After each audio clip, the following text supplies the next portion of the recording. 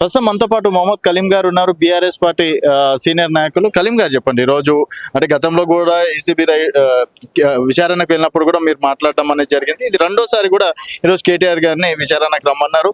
So పదే పదే ఈ విధంగా విచారణకు రమ్మనడం రాజకీయ కక్ష సాధింపు చర్య అని మీరు అంటున్నారు, వాళ్ళేమో చట్టం తన పని తను చేసుకోబోతుందని చెప్పేసి వాళ్ళు అంటున్నారు. సో ఒకవేళ కేటీఆర్ గారిని అరెస్ట్ చేసే అవకాశాలు ఉన్నాయని ఇప్పుడే మనకు బ్రేకింగ్ వచ్చింది, మరి ఏందంటారు? అంటే చట్టం వారికి చుట్టం అన్నట్ట కాదు కదా. ఇప్పుడు ఒక మాట చెప్తాను నేను, మీరు పిలిపించుకున్నారు మొదటిసారి, చాలా లెంత్గా 8-10 గంటలు కూర్చొని మీరు విచారించుకున్నారు. 3 నెలల నుంచి కేటీఆర్ గారు అరెస్ట్ అనుకుంటా నువ్వు 20 నెలలకు వచ్చినావు. నీకు స్వతహాగా ఆయనే, నేనే అప్రూవల్ అథారిటీ, అధికారులకు నేనే క్లియరెన్స్ ఇచ్చాను. నేను ఆ 44 కోట్లకు సంబంధించి డాక్యుమెంటేషన్స్ తో పాటు ప్రూఫ్ తో పాటు అక్కడ ఖర్చు అయిన అన్ని దానికి సంబంధిత పత్రాలు అన్ని ముందు పెట్టడం జరిగింది. దాని తర్వాత ప్రక్రియ ఎట్లుంటది? సాధారణ ప్రక్రియ మీరు నేనుంటే దాన్ని క్రాస్ వెరిఫై చేయడము, ఎక్స్టర్నల్ ఆడిట్ చేయడము, ఇంటర్నల్ ఆడిట్ చేయడము, దాంట్లో ఏమైనా కాన్స్పిరెన్సీ అనిపిస్తే, దాంట్లో ఏమైనా కరప్షన్ అనిపిస్తే దాని తర్వాత ఉంటుంది. అంటే నేను చెప్పేది ఏంటంటే, నీకు పని లేదు, తలాతోక నీకేం లేదు. ఒకసారి కేసీఆర్ గారిని పిలిపించుకున్నావు కాళేశ్వరం అని, 2 సార్లు కేటీఆర్ గారిని ఏసీబీ ముందు పిలిపించుకున్నావు, ఒకసారి ఈడీ ముందుకు వచ్చేసారు. But what is the output? నేను ఏమంటున్నా అంటే, నీకు ఇక్కడ పని లేదు.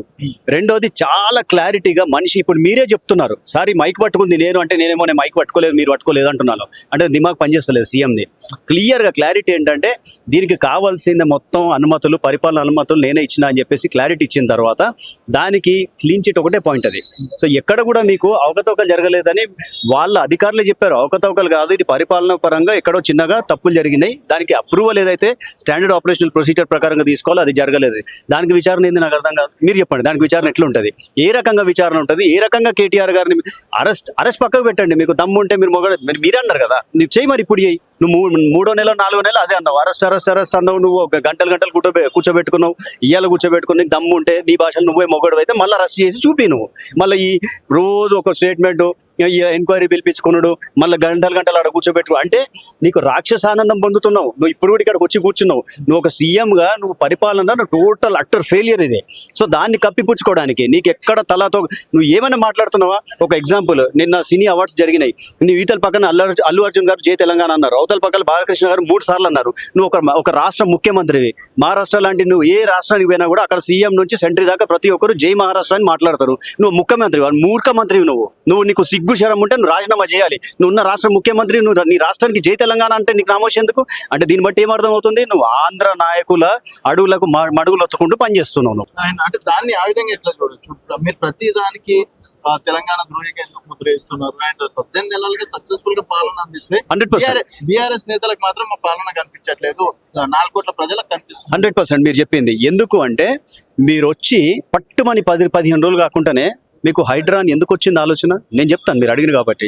ఇది అక్షరాల ఇది చంద్రబాబు కాన్సెప్ట్ ఇది, if you believe it or not. Hyderabad లో మీరు ఇప్పుడు 50 ఏళ్ల నుంచి ఇల్లు కట్టుకున్నప్పుడు నేను మీ ఇల్లు కూల్చేస్తే బయట ఇన్వెస్టర్ ఎట్లా వస్తాడు? మీరే ఇక్కడ ఉంటున్నారు 50 ఏళ్ల నుంచి, మీ ఇంటికి అడ్రస్ లేదు, గ్యారంటీ లేదు. బయట ఇన్వెస్టర్కి వస్తే మీకు పెట్టుబడులు ఎట్లా వస్తాయి? అంటే మీరు భయపెట్టేసింది అక్కడ. మీకు మొత్తం పెట్టుబడులు అన్ని వెళ్ళిపోయినాయి, ఇన్వెస్ట్మెంట్స్ వెళ్ళిపోయినాయి. నెంబర్ 1. నెంబర్ 2, మీకు ఇప్పుడు అప్పు పుడతలేదన్న పదాలు వాడినోడి నువ్వు. మళ్ళీ నీకు డైరెక్ట్ మీ స్వల్ కంటెస్ట్ 200 కోట్లు పెట్టినావు నువ్వు. మళ్ళీ 1,00,000 కోట్లు అని చెప్పి 50,000 కోట్లు అని చెప్పేసి మూసి సుందరి గారు ఏమన్నా బ్యాలెన్స్ అవుతుందా? మీరే చెప్పండి. అంటే నువ్వు మార్నింగ్ ఒక మాట మాట్లాడుతున్నావు, రాత్రి ఒక మాట. మా కేటీఆర్ గారు చెప్పినట్టు ఆయన అపరిచితుడు, తెల్లారు లేస్తే ఒక టాపిక్ మాట్లాడతాడు, సాయంత్రం మర్చిపోతాడు, ఇంకో టాపిక్ మాట్లాడతాడు. ఇప్పుడు మీరు కాన్సెప్షనల్ గా మాట్లాడితే దీన్ని నేను ఒక ఫారిన్ సిటీ లాగా చేస్తా అన్నారు కదా, నీ పదాలతోనే చెప్పుల దొంగలను చూసినట్టు చూస్తున్నాను నువ్వే అంటివి. మళ్ళీ ఇక్కడ అంటావు నువ్వు, నేను 100,000 కోట్లు తీసుకొచ్చి సుందరీకర్ చేస్తా, హైదరాబాద్ ని నేను మొత్తం జర్మనీ చేస్తా, యూఎస్ చేస్తా, యూకే చేస్తా. అసలు నీ విధి విధానాలు ఏంటి? Being a chief minister, what exactly you are thinking for the betterment of the state అన్నది చాలా ఇంపార్టెంట్. నువ్వు దానికి నేను ఏమనుంటే నువ్వు ఒక వైట్ పేపర్ రిలీజ్ చేయి, శ్వేతపత్రం రిలీజ్ చేయి. నువ్వు ఏం చేయాలనుకుంటున్నావు? అంటే జనాలు పిచ్చోళ్ళ? ఇంతకుముందు 80s 90s లో ఇట్లాంటి సోషల్ మీడియా లేదు, ఇట్లాంటి యూట్యూబ్ ఛానల్స్ లేవు కాబట్టి అప్పుడు నువ్వు ఏదంటే నడిచింది. ఇప్పుడు నువ్వు దగ్గినా తుమ్మినా నువ్వు సెకండ్స్ లో బయటికి పోతుంది. So you prove it. కాదు అన్నది 3వ నెల 4వ నెల కేటీఆర్ గారు అరెస్ట్ అన్నావు నువ్వు. కేటీఆర్ గారు చాలా క్లియర్ గా దీని వలన ఎలక్ట్రిక్ వెహికల్స్ కి ఎట్లా ప్రమోట్ చేసుకుంటాం, అమర్ రాజా లాంటి కంపెనీలు ఇక్కడికి వచ్చి ఎన్ని ఇన్ని వందల కోట్లు పెట్టుబడులు పెట్టినాయి ప్రూఫ్ తో సహా 700 CR పైన మనకు రాబడి వచ్చిందని చూపెట్టినాం. నువ్వు చూపి 200 కోట్లు మిస్ వరల్డ్ తో ఏం రాబడి వచ్చింది ఇక్కడ? అంటే ఇంగ్లాండ్ నీకు ఆమె మిస్ ఇంగ్లాండ్ వచ్చేసి నన్ను ప్రాస్టిట్యూట్ చూసినట్టు చూస్తున్నారు అని చెప్పేసి ఆమె ఒక చాలా పెద్ద చెడ్డ పేరు పెట్టిపోయింది. దానికి ఒక్క గవర్నమెంట్ ఆఫీసర్ వచ్చి ఏమైనా సంజయ్ ఇచ్చుకున్నాడా? వీడియో ఏది ఫలక్నుమా ప్యాలెస్ లో మీరు దావత్ ఇచ్చిన వీడియో బయటికి తీయండి. ఆమెని ఇబ్బంది పెట్టిన వాళ్ళు ఎవరో బయటికి తీయండి. మీకు తెలియదా? మాకు తెలియదా? అది ఎవరు పెట్టారని? వాళ్ళ దాని మీద ఇన్వెస్టిగేషన్ ఎందుకు అయితే లేదు? సో అది నేను చెప్పేది ఏంటంటే మీరు చేసే లంగ పనులు దొంగ పనులు అన్ని కప్పిపుచ్చుకోవడానికి కేసీఆర్ గారి పేరు కావాలి, కేటీఆర్ గారి పేరు కావాలి. That is what exactly it's happening now.